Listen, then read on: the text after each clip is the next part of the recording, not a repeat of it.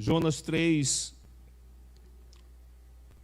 versos 1 e 2, o Senhor diz assim: e veio a palavra do Senhor segunda vez a Jonas, dizendo: levanta-te e vai à grande cidade de Nínive e prega contra ela a pregação que eu te disse. Só até aí. Glória a Deus. Pai querido, amado e justo, teu povo ora nesse instante, pedindo, Senhor Deus, a continuidade da tua presença e do derramar da tua unção, que nos alimenta, Senhor Deus, que nos fortalece, que nos cura, que estabelece um senso da tua presença, e aí nos voltamos rendidos a ti para te adorar. Como faz bem ao homem te adorar, Senhor. Que a tua bênção venha sem detença sobre cada um nesta noite. Mexe conosco. Aviva, Senhor Deus, a tua obra em cada vida. Enxuga lágrimas. Abre sorrisos de confiança num Deus que não falha. Exaltado seja o teu nome, Senhor. Bendito seja o teu nome. A glória pertence a ti, a majestade, o poder, a soberania, o domínio, o reino. O Senhor que tem a graça, que nos alcança em Cristo, sangue derramado na cruz do Calvário. Aleluia. Seja bem-vindo, Espírito Santo. Nós dependemos de ti para falar, para ouvir, para nos movermos. Exaltado Deus, soberano Deus, nos ajoelhamos diante de ti, nos rendemos na tua presença, nos quebrantamos, nos quebramos. Reconhecemos o teu amor, o senso, Senhor Deus, Deus, do teu favor. Exaltado seja o teu nome na vida de cada um dos meus irmãos que estão aqui, que estão aí do outro lado. Aleluia. Queridos, quem não conhece o ministério de Jonas, né?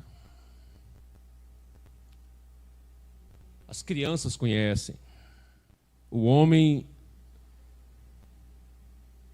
que foi engolido pelo grande peixe, que o Senhor o levou a um lugar para que ele pudesse se voltar novamente para Deus. Quem não conhece, quem não sabe do seu chamado, profeta, Jonas profeta, Deus o chamou. Deus o chamou, como chamou a mim e a você.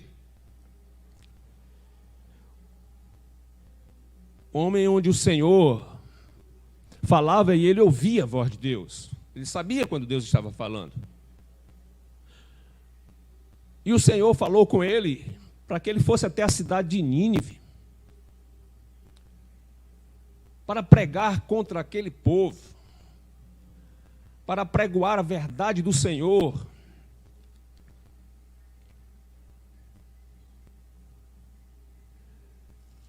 Eu li isso nos versos 1 e 2 do capítulo 3, mas no capítulo 1 está o chamado do Senhor para essa obra em Nínive, porque era um povo violento, forte, dominante, e que a sua malícia, diz a palavra, subiu até Deus. E o Senhor estava tomando uma providência através do seu profeta. Então vamos lá, um profeta, um chamado, uma missão, uma obra.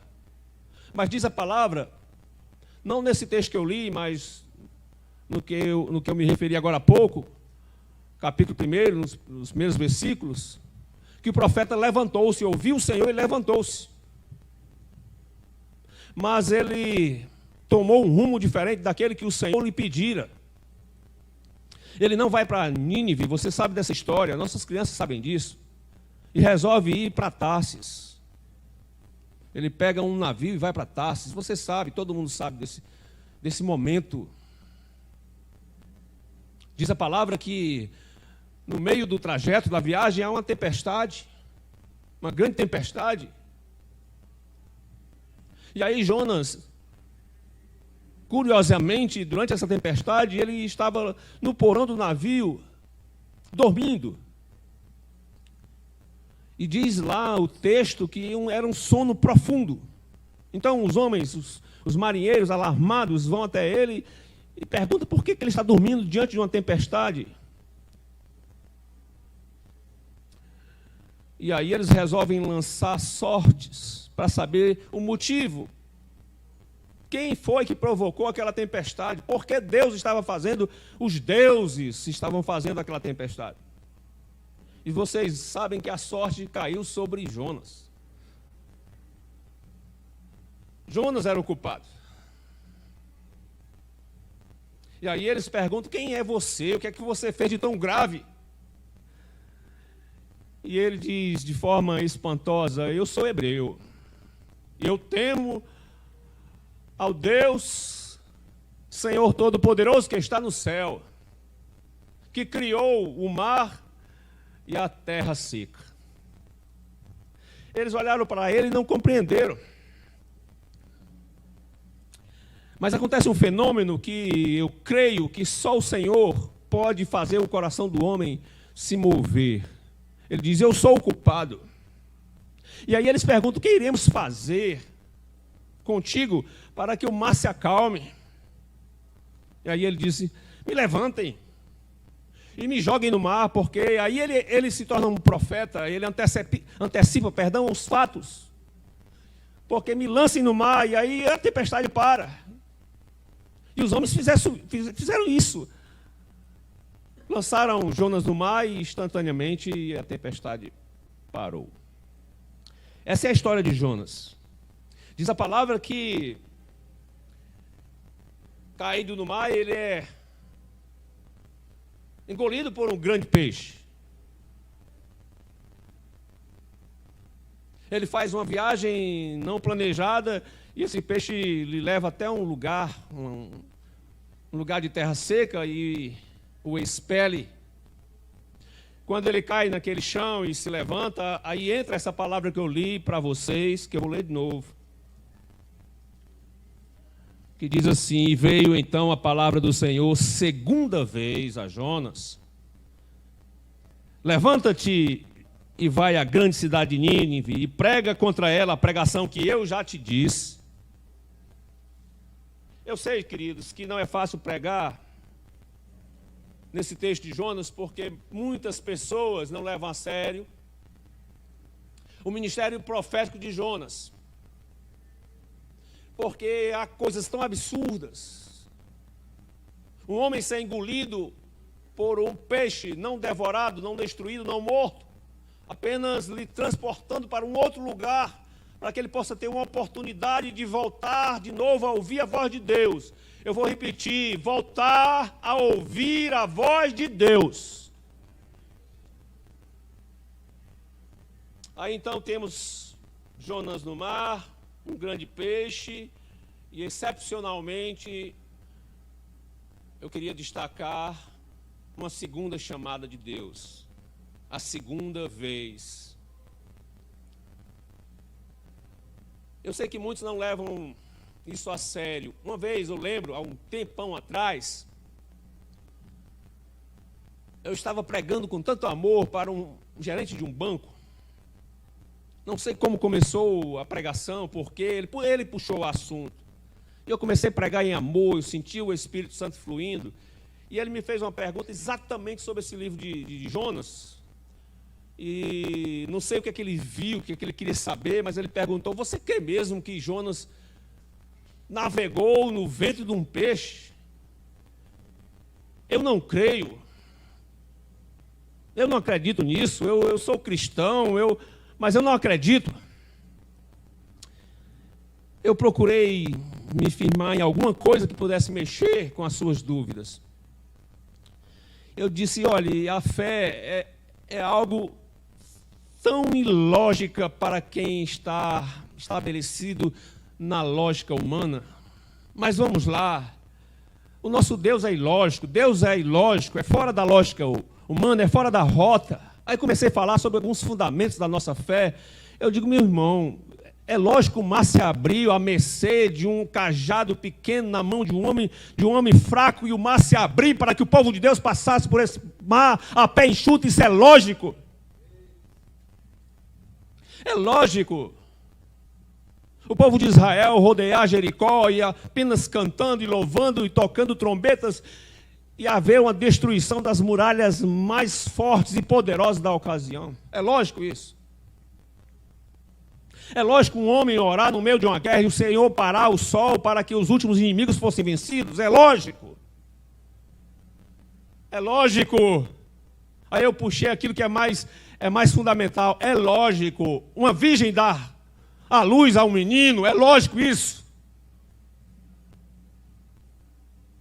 É lógico esse menino crescer e estabelecer na terra uma segunda chance para a humanidade, sendo ele nascido numa manjedoura, criado numa favela, educado por pais simples, pobres. É lógico ele crescer e se tornar o maior líder, Deus desencarnado aqui na terra para trazer as pessoas à salvação do bendito Deus. É lógico, a ressurreição é lógica. Ele morrer e no terceiro dia ressuscitar é lógico. Um corpo morto, inerte, os nervos retraídos, os músculos endurecidos, enrijecidos, o sangue coagulado, manchas no corpo, sangue parou. É lógico agora o Senhor mover a pedra, soprar o Espírito da vida e entrar naquele túmulo e ressuscitar Jesus Cristo. Isso é lógico. E eu comecei a fundamentar a nossa fé. É lógico, o Deus vivo e poderoso, no seu Santo Espírito, em um belo dia de oração, de muita oração, ele vir dos céus em labareda de fogo e entrar nos corações humanos, de homens como eu e você, e acender uma nova chama, uma nova concepção de Deus, uma visão alargada, vista, clara. E agora dizer, eu vim para fazer morada em seus corações. É lógico, Deus eterno, Criador, Elohim, El Shaddai, morar na gente, é lógico. E aí eu vi algumas lágrimas descendo no canto dos olhos daquele homem. A fé não é nada lógica. E aí eu notei que para ele agora andar de carona no vento de uma baleia era muito pequeno diante da ressurreição, da salvação, do batismo no Espírito. Pois é difícil pregar sobre isso.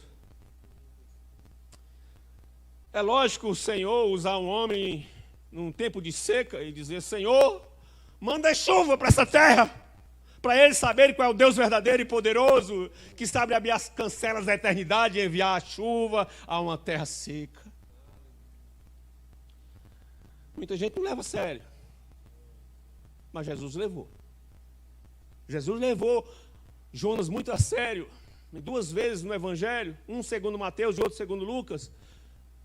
Há um relato sobre Jesus no momento que ele é instigado, inquirido por fariseus, por curiosos, por doutores na lei, dizendo mais ou menos assim para ele, você é mestre da palavra, sabe tudo de Deus, diz que é filho de Deus, então, se é assim, filho de Deus, faz aí um sinal para a gente. Nós temos um tempo de tanta inquietação e tantas dúvidas, que parece que nós pedimos em nossas orações, Senhor, faz aí um sinal. Faz aí um sinal na minha vida, para que eu volte a crer, para que eu volte a ter esperança. E aí eles pediam um sinal a Jesus. Celina, faz um sinal para nós. Aí o Senhor diz algumas palavras mais ou menos assim, vocês são tão incrédulos, tão malignos, tão desviados da verdade, vocês não merecem um sinal senão... Aí Jesus fala do profeta que eu estou dizendo. Vocês só merecem o sinal do profeta Jonas. Olha aí Jesus falando de Jonas, o profeta que ninguém acredita que viajou no peixe. E ele diz lá, sabe por quê? Porque do mesmo jeito que Jonas passou 3 dias e 3 noites no ventre do grande peixe, o Filho do Homem passará 3 dias e 3 noites no ventre da terra, antes de ressuscitar. Ei, Senhor, quebra a incredulidade desse mundo. Acende a luz da tua palavra diante dos nossos olhos. Não, dentro do nosso coração, da nossa alma. Faz como Jonas, como o Senhor fez com Jonas, que curou uma fé incoerente, pastor. Uma fé incoerente foi curada nesse evento tão esdrúxulo, tão diferente, tão estranho. Tempestade, mar, peixe grande. Que coisa! Deus fazendo algo tão poderoso para restaurar a um profeta incoerente. Pastor, por quê? Porque a fé de Jonas estava doente, gente. Era profeta, era de Deus, ele ouvia a voz de Deus, ele não perdeu o senso da audição. Ele sabia que quando alguém prega, Deus pode usar para falar. Quando alguém canta, Deus pode usar para você louvar. Ele sabia, ele conhecia o Deus. Incrível, quando pergunta quem você é, de onde você vem, o que é que você fez, ele diz, eu sou hebreu, eu temo a Deus. Então ele sabia, ele conhecia, ele era da igreja, ele era do povo de Deus, ele era da Bíblia, ele andava com os Bíblias, ele conhecia o Evangelho. Mas a sua fé parecia, irmã Jane, doente, porque ele temia Deus, dizia que temia, mas não obedeceu. O Senhor pediu para ele ir para Nínive, porque Nínive tinha uma obra para acontecer. Ele prefere ir para Tarsis, porque era o melhor lugar para se esconder. Cidade grande, badalada, muita gente, multidão, dificilmente seria reconhecido. Lá vai o homem de Deus, o que é que está fazendo aqui? Não, muita gente, dava para passar sem ninguém ver. Já Nínive era um lugar tenso, de gente estranha, maldosos, malignos, profanos. Mas o Senhor queria mudar aquela história, porque Nínive era uma ameaça. Aliás, os hebreus naquela época, Robério, viviam sob a ameaça de Nínive, porque na hora que eles quisessem, podiam invadir, tomar conta, eram poderosos, dominantes.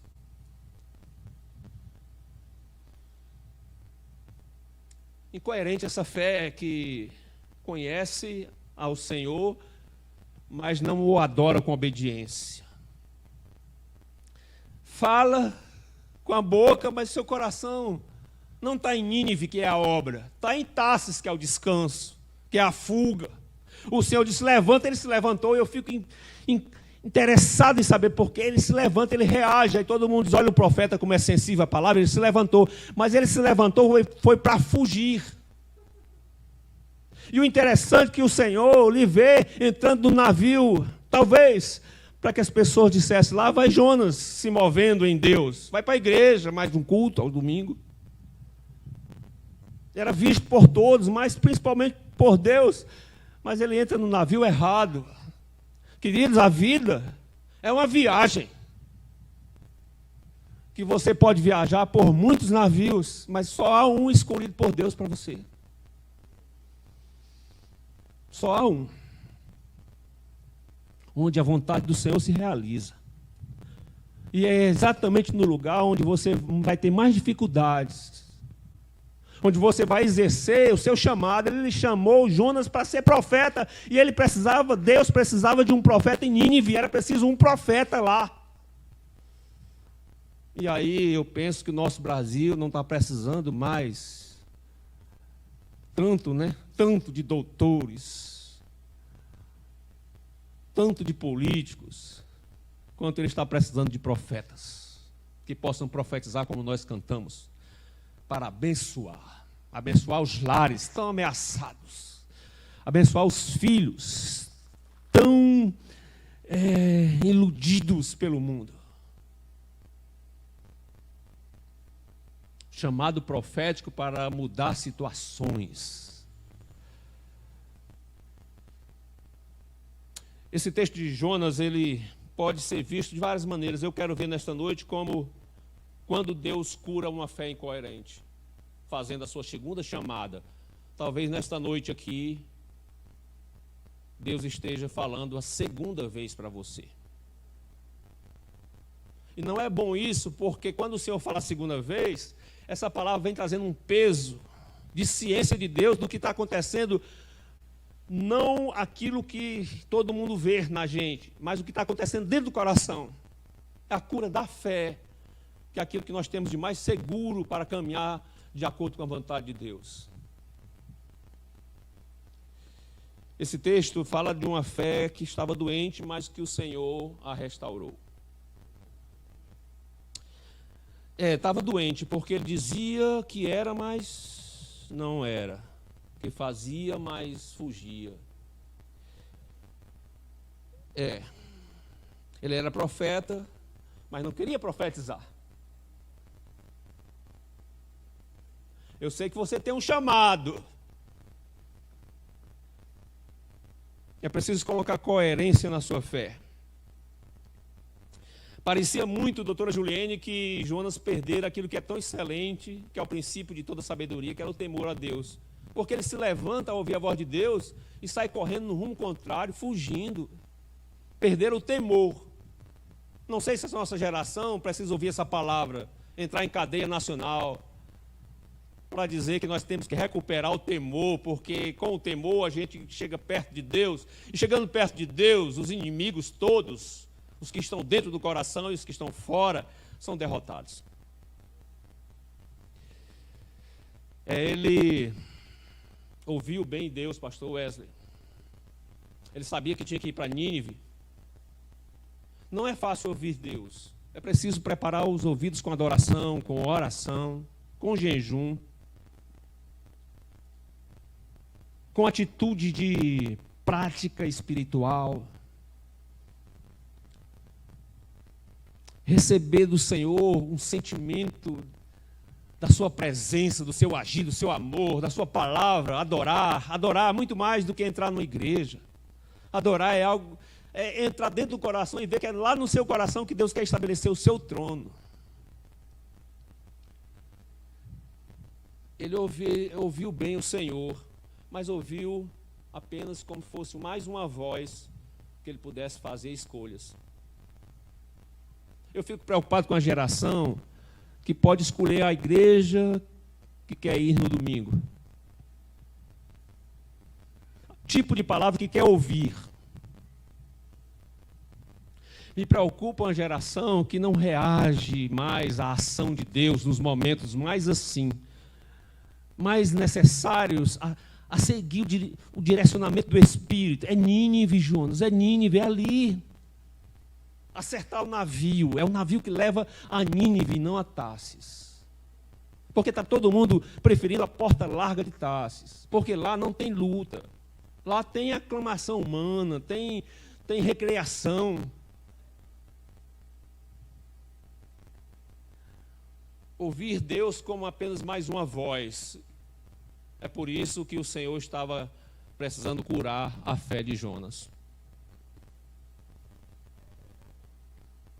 Amados, o incrível é que a cura de Jonas começa no meio de uma tempestade. Você percebeu isso? Ele estava dormindo um sono profundo e alguém gritou, tempestade. E diz a palavra que você vai acompanhar depois, em casa, vai ver, que a tempestade era tão forte, tão poderosa, que o navio estava a ponto de quebrar-se. E eles gritam, quem é esse que dorme? Esse sono tem um nome, é o sono do eu não me importo.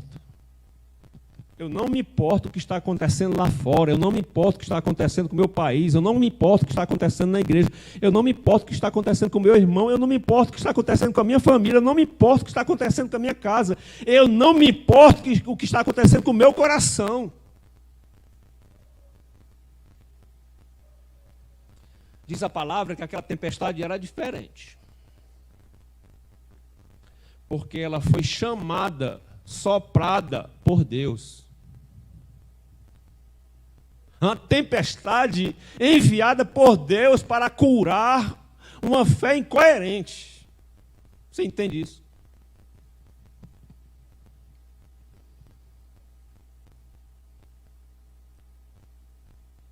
Deus enviou um grande vento que soprou sobre a água e virou grandes ondas, grande tempestade. Era uma tempestade? Era. Mas era, escute isso, era uma tempestade com piedade.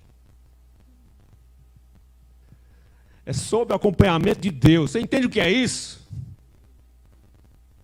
Uma tempestade para ensinar, para realinhar, para chamar de volta, para tirar a mordaça, as vendas, os tampões dos ouvidos. Uma tempestade, sim, mas com a misericórdia, Deus estava nela. Uma tempestade, de novo, para você gravar. Tempestade com piedade e misericórdia. Você percebe que aquilo que está acontecendo não é fim, é uma luta para treinamento, uma luta para que você se aprume, para que você entre no rio, para que você pegue o navio, para que você se sinta cooperando com Deus, tangido, andando de braços com Deus. Uma tempestade. E Deus, mais do que uma tempestade, envia um grande peixe. E aquele grande peixe pega o Jonas que foi lançado no mar para que a tempestade se acalmasse. Jonas gritou: sou eu o culpado. E lançaram no mar. E agora um grande peixe o pegou. É uma viagem inesperada. Eu estou falando de algo que pode estar acontecendo hoje. Uma viagem inesperada, um caminho que não planejado. Não foi do jeito que você queria. Mas saiba de uma coisa, quando você crê no Senhor e não sai do jeito que você quer, aí é que você se alegra, porque você sai do jeito que você quer e entra no jeito que Deus quer. É o caminho certo, onde Deus está levando. Escute, a viagem inesperada, um peixe faminto que não devora. Você sabe o que é proteção de Deus na vida de uma pessoa, de uma família, de uma igreja, da palavra de Deus.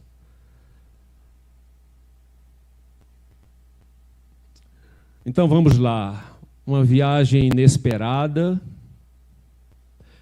e um refluxo oportuno. Refluxo do grande peixe que não conseguiu devorar e lança, vomita. A palavra é vomita. Eu chamei de refluxo, mas é vomita Jonas na praia. Para ele ficar a sós com Deus. Que coisa. Jonas agora parara da brincadeira de apenas dizer que era profeta, evangélico, cristão.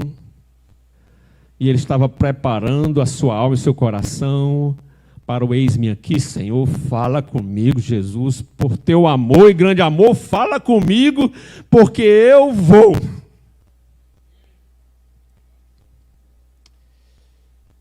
E aí se dá o milagre da segunda vez. Eu não sei, nem tenho o direito de saber quantos aqui precisam que Deus lhe fale a segunda vez.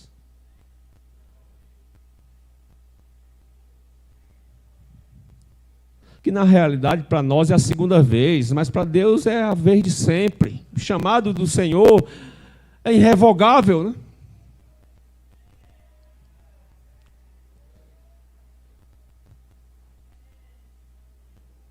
Toda a autoridade em o nome de Jesus Cristo. Dá até vontade de me perguntar, é a segunda vez, é? Seria a segunda vez para você? Por que o Senhor está insistindo com isso aqui comigo? Deus falar a segunda vez. Tem pessoas aqui? Será que tem? Que Deus precisa falar a segunda vez? Paulo precisou de uma segunda vez. Se converteu ao evangelho de uma forma milagrosa, você sabe disso, conversão de Paulo, poderosa.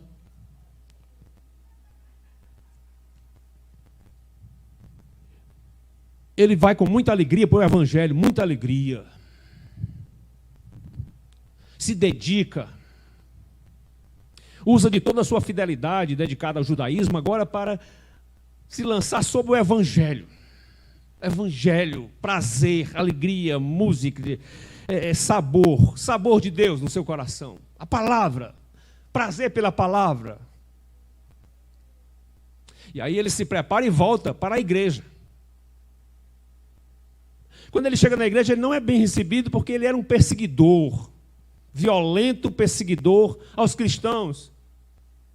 Então, de uma recepção imaginada que fosse glamurosa, aí vem Paulo, aquele que era Saulo de Tarso, e agora convertido, aí vem o grande pregador, o grande apóstolo, o grande evangelista, e as pessoas o rejeitam, desconfiam dele, ele se entristece e volta para a sua terra. Eu não sei se você já se entristeceu, não com a vida, com algum fato da vida, mas com alguma coisa relacionada às coisas de Deus. Não sei se você já se entristeceu. Igreja, não sei. Pastor, irmão, não sei. Paulo se entristeceu. Aí diz a palavra que alguém se lembrou de Paulo. Barnabé se lembrou de Paulo. Todo mundo esqueceu de Paulo. E Barnabé foi, eu vou viajar e vou buscar Paulo. E foi. E chegou lá, não sei o que ele disse para aquele crente meio que desviado. Ele disse assim, só pode ter dito assim, Jesus te ama. Eu te amo, Jesus te ama, a igreja te ama. E Deus tem uma obra linda para você, vamos lá. E ele vai. Não sei se você precisa de uma segunda vez. Eu preciso.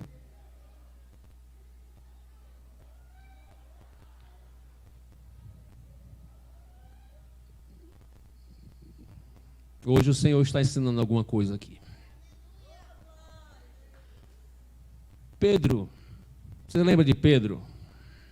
Apóstolo querido, orava junto com Jesus nos altos montes, no jardim da oração. Mas ele também precisou de uma segunda vez. Diz a palavra que ele se assombrou, teve medo de morrer junto com Jesus. E foge. E se esconde. Pedro precisava de uma segunda chance. Não é, Eugênio? Ele se entristece, foge, se amedronta, tem medo de dizer que é crente, bater no peito, ser valente, dizer eu sou evangélico mesmo, e daí? Eu sirvo a um Senhor Deus Todo-Poderoso, mas isso é antiquado, isso é cafona, isso é antigo. Eu sirvo ao meu Senhor, você não conhece o meu relacionamento com Ele, Ele me faz feliz, eu sou satisfeito, eu sou alegre, eu sou provido, eu sou guardado, eu sou protegido, eu sou avivado, eu como à custa dEle, eu visto à custa dEle, eu trabalho à custa dEle, eu vivo, respiro pelo ar que Ele soprou em mim, eu sou lavado e remido por seu sangue, eu vivo para adorar a Deus, eu vivo para a glória de Deus.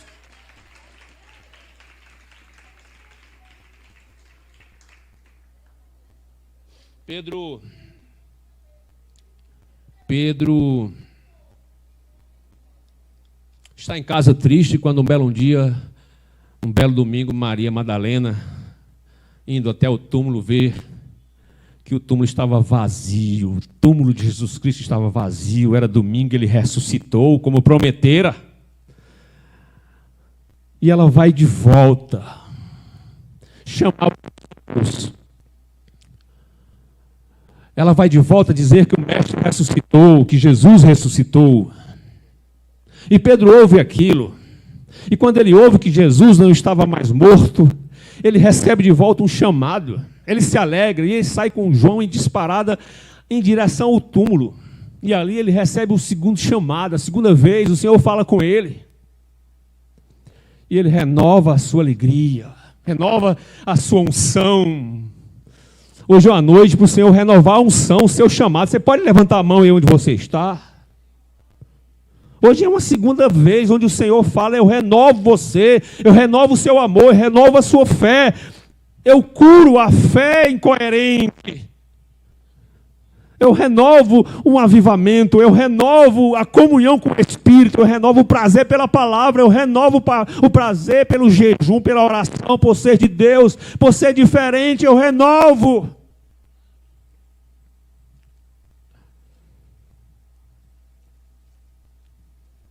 Escute.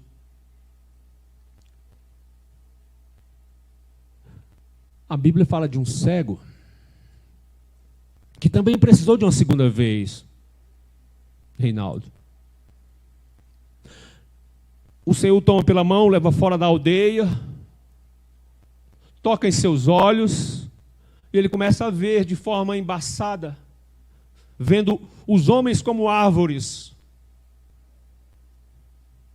E é preciso ver, claro, o Evangelho, ele tira as vendas dos olhos. E ele diz para Jesus: eu quero ver direito, eu estou vendo, glória a Deus, glória a Ti, eu estou vendo, mas eu estou vendo em confusão. E o Senhor não é Deus de confusão, é Deus de revelação, de coisas cristalinas, claras, caminhos certos, navios apontados, destinos. Profeta, é Nínive, é lá naquele lugar difícil que eu vou exaltar o meu nome através da tua vida. E aí o Senhor o toca pela segunda vez. E ele diz: agora eu estou vendo claramente. Aleluia. Talvez hoje seja uma noite assim para nós, para mim. Deus me tocando a segunda vez, para que eu veja direito, para que você veja direito. Aleluia. Engraçado é que quando ele se levanta, Jonas se levanta, todo mundo esperava que ele fosse para Nínive. Ele não vai, você sabe o que aconteceu, e agora na segunda vez, na praia, cuspido pelo peixe, Deus fala com ele a segunda vez. Eu queria parar aqui.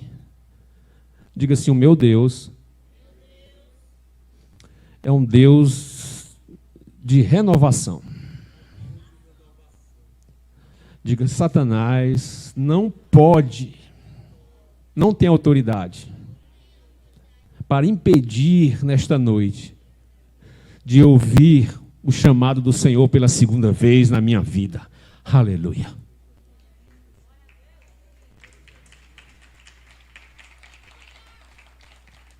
Quando ele se levanta aqui da praia, está sozinho com Deus, aí os anjos devem ter dito assim: agora ele vai.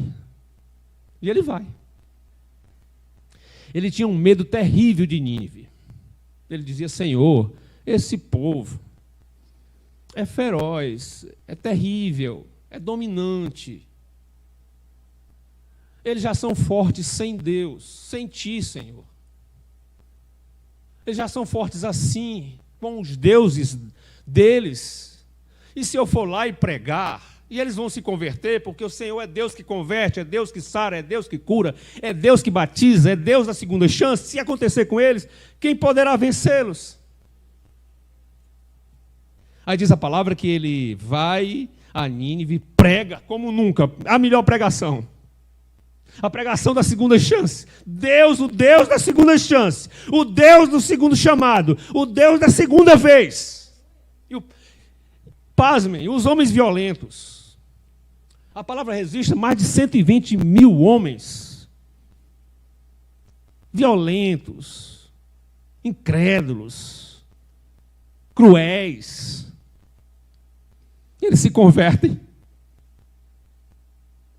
A voz de Deus, que custou a ser entendida pelo profeta, foi prontamente entendida por aqueles homens, corações da vida, do mundo, surrados pela vida. E de repente chegou a palavra da misericórdia, da graça, da salvação, do amor, o poder do sangue, a cruz, o Espírito Santo, o Evangelho, a verdade, a vida, o caminho de Deus, e eles se convertem. Eles se convertem. A igreja brasileira precisa de um Deus que fale a segunda vez.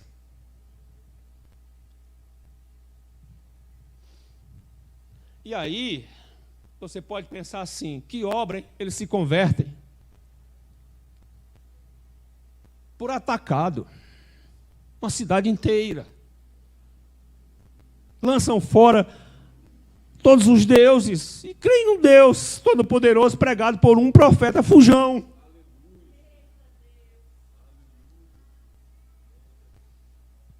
Aí você pode dizer: que final, hein?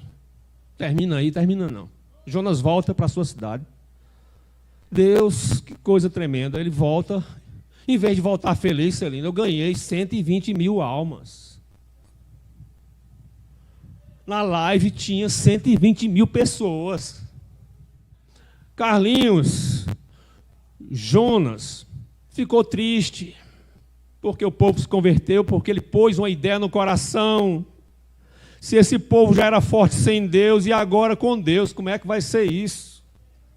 Ele esqueceu que quando Deus entra no coração, transforma a vida, desarma as mãos, arma o espírito, tira a maldade e põe a pureza. Deus muda tudo, faz nascer de novo, é nova criação, é o Espírito Santo no comando, é a palavra norteando a vida, bússola da nossa visão, eterna bússola de Deus. Escute, esse capítulo que eu estou trabalhando é o 3, mas no 4 tem é dedicado unicamente a esse descontentamento de Jonas pelas conversões dos ninivitas. Ficou descontente. E aí Deus faz para mim a última porção dessa cura de uma fé incoerente. A última porção, irmão Eugênio. Diz a palavra que Jonas, venha comigo, Jonas foi para sua cidade, mas não fica na cidade, porque ele entendia que a qualquer instante os ninivitas iam tomar a cidade. E aí ele sai da cidade e faz uma cabana para ele morar. E aí diz a palavra que Deus fez crescer pertinho de Jonas, Thalia, uma plantinha. E ela cresceu sobre Jonas e lhe fez sombra. E ele gostou disso. Ele ficou contente, foi embora um pouco do seu descontentamento. Sabe, profeta reclamão, murmurante, sabe, que tudo está ruim. E agora, de repente, vem uma coisa boa, um afago de Deus. Quem já recebeu o afago do Senhor aqui? Deus diz assim: eu estou aqui na sua vida. E aí ele ama aquilo. Diz a palavra, Celina, você sabe, né, Celina? Que aí o Senhor que fez a planta nascer, no outro dia enviou um verme que comeu a planta. E quando comeu a planta, e o sol nasceu, veio sobre a cabeça de Jonas, e ele desfaleceu com o sol ardido. E ele reclama de novo da vida, e diz: Jonas, tem coerência, tem lógica do que aconteceu entre eu e você? Você está chorando e descontente por uma planta que você mal conhece, ela nasceu ontem sobre você, e já morreu hoje, e você já amou essa planta? Tem lógica isso? E você reclamar por uma plantinha que você nem sabe quem é, e você não entendeu o meu amor por 120 mil pessoas que estavam em Nínive, e eu te mandei lá para fazer nascer os do meu espírito. Então aquela última porção para curar aquela fé que antes era egoísta, era vaidosa, era personalista. Era uma fé só para si, para o seu quintal, para as suas flores. Era uma fé pequena demais, só de ir e vir para a igreja. Era uma fé sem propósito, sem consequências, sem ouvir e sem ir, sem crer e sem entrar no navio que Deus quer, para ver o que é que tem lá na frente. Nós queremos que Deus vá para onde a gente esteja, em casa, no trabalho. Deus abençoa o trabalho, Deus abençoa a família, Deus abençoa a sua provisão, a sua despensa, Deus abençoa a sua saúde, sim, mas Deus agora quer mover você, e você agora tem que ir, e Deus vai contigo. Você prega, você fala, você ora, você jejuma, e Deus faz o milagre acontecer. Então o Senhor estava dando a última porção a Jonas para acabar com aquele jeito incoerente de crer, de achar que a vida começava nele e terminava nele. A última porção era essa: que Deus ama você, que Deus cura a sua fé, que Deus cura porque Ele te ama por você, mas Ele cura porque vai muito mais além de você. O que Ele quer fazer é mais do que em você. Ele faz em você com prazer e alegria, mas Ele faz porque é mais do que você, além de você. Termino falando de alguém que você conhece. Quem aqui conhece, já ouviu falar de Billy Graham? Billy Graham foi, quem sabe, o maior evangelista e ganhador de vidas para Jesus da nossa época. E aí você pode dizer assim, onde é que começou essa história? E a história de Billy Graham começou na vida de um jovem simples, um sapateiro, chamado Edward Hinckley, que além de sapateiro, ele era professor da escola dominical de sua igreja. E ele tinha um prazer naquilo, ele estudava a palavra para ensinar aos seus alunos.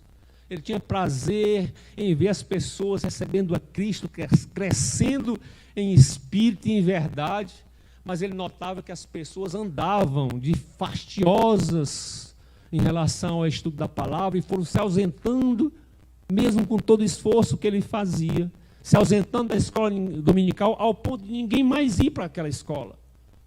Ninguém ia mais, ele ia sozinho uma vez, duas, três, sozinho não ia ninguém. Aí ele ficou triste.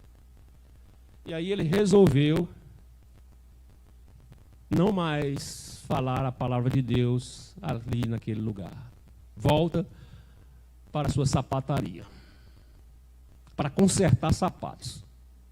E um belo dia entrou um jovem lá. Disse para ele, eu não vim trazer sapatos, eu vim porque eu soube que o Senhor conhece muito a palavra de Jesus Cristo e eu quero aprender. Fui na igreja, mas não tem mais escola bíblica.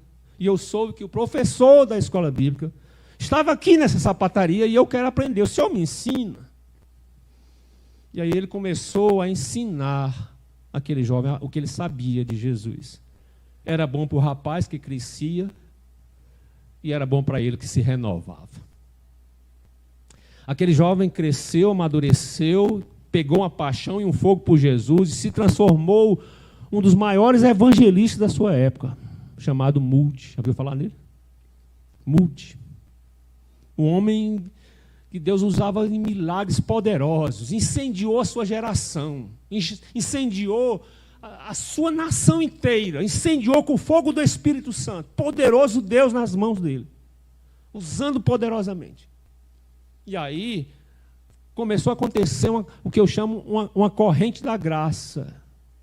O ajudante de Moody se apaixona como ele pela causa e quando Moody encerra o seu ministério, ele toma a frente. E ele começa a ser usado do mesmo jeito por Deus e começa a pregar e pessoas se convertem. E aí os elos da graça foram se formando. Alguém se converteu pela pregação de Moody, se incendiou também, ganhou outra pessoa, essa pessoa ganhou outra e outra ganhou umas 2 ou 3 pessoas em sequência, elos da graça de Deus. E um belo dia, um pregador nascido por esses ministérios chegou na fazenda de um homem chamado Frank Graham. E disse, nós podemos, palavras minhas, né? Podemos pregar aqui para essas pessoas. E pregaram. Um culto de avivamento onde o Espírito Santo se manifestou e muitas vidas foram salvas.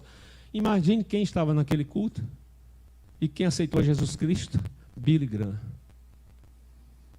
E aí você pode pensar assim, será que Edward Hinckley, quando se entristeceu, sabia que Deus, quando ia renovar, ele dar a segunda chance, ia ele levar muito mais na frente e chegar lá em Billy Graham e, através de Billy Graham, fazer com que mais de 215 milhões de pessoas participassem das cruzadas de Billy Graham em testemunho de um Deus da segunda chance que não deixa você desistir. Não deixa você parar. Porque Ele ama você e Ele ama o que vai fazer através de você. Mais de 400 cruzadas poderosas de Billy Graham ganhando vidas no atacado, correndo para Jesus. Ele conseguia tão bem falar da cruz, desnudar o mistério da cruz para as pessoas, mostrar o céu nos dias de hoje, que as pessoas afluíam, corriam, eu quero Jesus, eu quero Jesus. E aí, naquele dia, a fé incoerente do profeta Jonas foi curada, porque ele entendeu que o que Deus queria fazer através dele era maior do que a obra que ele tinha só para ele.